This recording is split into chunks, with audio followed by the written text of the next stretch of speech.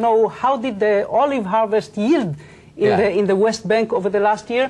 And it's funny because in Britain you were never considered the type for details, right? Yeah, but that was always a bit of a myth. The thing about politics is you have to have the big picture, right? But when it matters, you've got to get down to the detail. But he always said, you know, that he loves the poetry of politics rather than the prose of policy making. It was a myth? It was a myth, really, because in the Northern Ireland peace process, I used to know where every, watchtower was, you know, the ins and outs of police reform, every detail of the north-south bodies. I mean, you can't solve these things unless you get down to detail. But there are politicians who spend their lives so immersed in detail they can't actually get anything done. Perhaps you are taken out by your public persona. I mean that you have this elusive, feature or characteristic called charisma, of which I want to talk a bit for the next few minutes. You are a charismatic person, you know that. I mean, it's a judgment other people can make. I don't feel like that, I must say.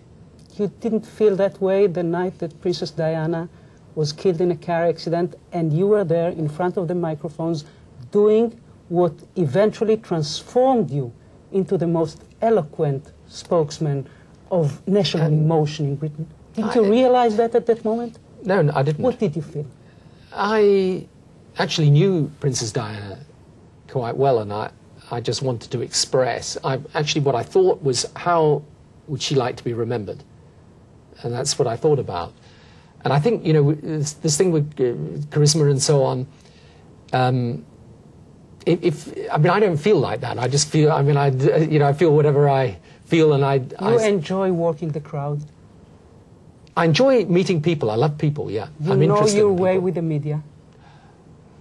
I could probably do better. And you understood at that very moment that when the royal family is mute, and you are the one who can truly feel the national mood and express it, you are at that moment, and forgive me for questioning a bit here, I think you are not only mourning Princess Diana, you are weaving a political narrative. You understood this is your moment. Yes, but it's a really interesting thing, this, because it's how I operate, and I think actually it's an important thing in politics. I often say to people about politics, if you calculate too much, you miscalculate.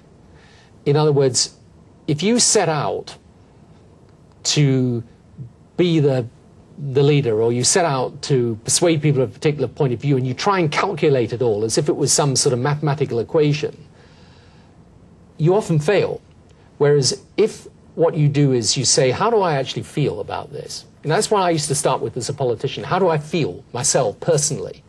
And I think, I've often said to people, I don't actually feel like a politician. I feel like a person. But at the time, I'm sure you were sad, I'm sure you were mourning, but I'm sure that you didn't feel quite as much sadness as the plumber in Yorkshire or the housewife in East London.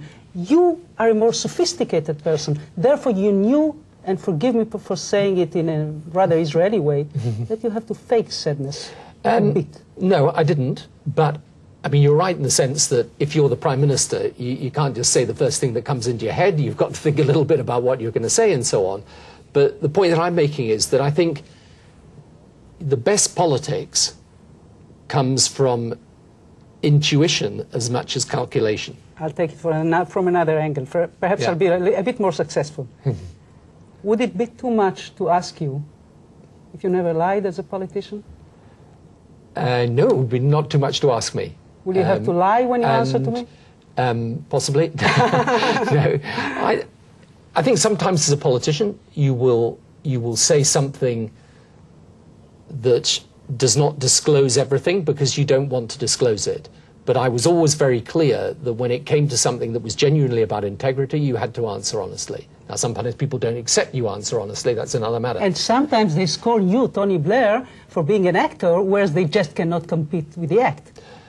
Yeah, but, it's a great myth, this, because, people, it's like people always used to say to me about Bill Clinton as a politician. They used to say, he doesn't really believe in anything, he's just a great communicator. And I used to say, that's rubbish. He is a great communicator because he believes in something. And Tony Blair? And, well, it's likewise. I don't believe in for example, I changed the Labour Party radically. I didn't believe in an old-fashioned Labour Party. I don't believe in an old-fashioned Britain. So it's not an act when I'm talking about that. But you knew a thing or two about spin. If you're in modern politics with a 24 hours a day, 7-day-a-week media, and you don't study the media, you're dumb. And if you study it too much, then sometimes the spin doctors do your damage. Yes, but it's you a very... You realize that, I guess, somewhere down the aisle. I do, but that's a very... We could have a long conversation about that one. Because I personally think that the relationship between politics and the media today is a major, major issue for modern democracies. So we'll save that for another conversation. Save that for another time. True or false? You can sweat as a public leader, never do it in public. Correct, that's true. And did you feel sometimes that the sweat is crawling up your back and you have to let no one see it? Actually, worse than that, I once wore a blue shirt to make a major speech when I was doing my big conference speech, and so it was a very obvious and public sweating. True or false, the hard decisions, the dramatic decisions are generally intuition-driven? Correct. That's true. And you learn to rely on your intuition? Yes, absolutely. And I think that is what is really important about leadership. And that's why I mean to say, when you're faced with a really hard decision, if it's simply a calculation, you may miscalculate. You've got to start from where you actually believe. Now, you may decide after you recognize what you believe that, well, I can't do it, or I'm going to have to go another way, but you should start from that premise. What do I believe about this situation? And that is what made you send the troops to Iraq in 2003? Absolutely. And you never regretted it? I didn't, no. Despite the fact that it cost you with a political career, I guess.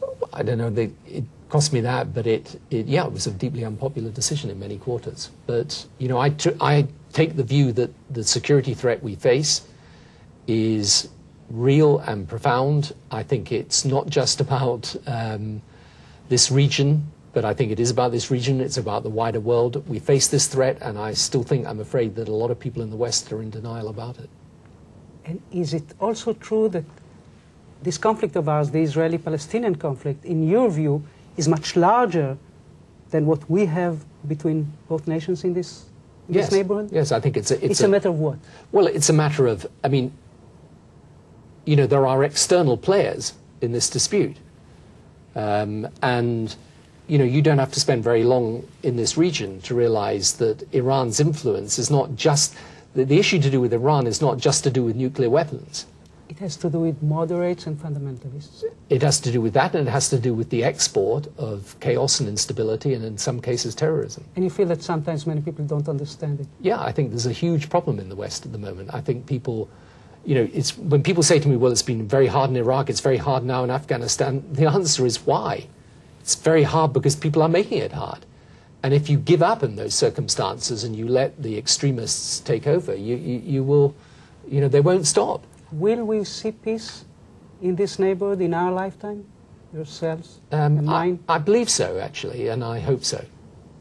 I mean, you know, I can't say more than that. Somehow you sound less optimistic than you sounded at the beginning of our conversation, which was not a long time ago. No, if you are, well, it's not that you persuaded me to be pessimistic. I did my best. Yeah.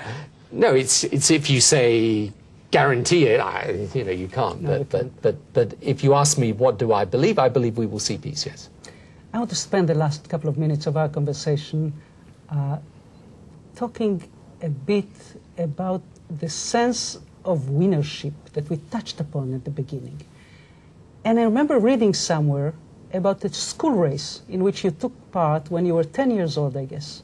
Mm-hmm. And you planned on overtaking the lead runner at the last bend. Yeah. Remember the story? I do, yeah. But then what happened?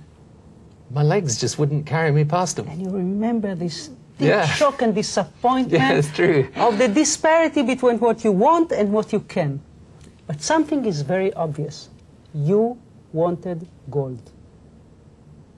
I think most people do in the end. Not most people. The Tony Blairs do.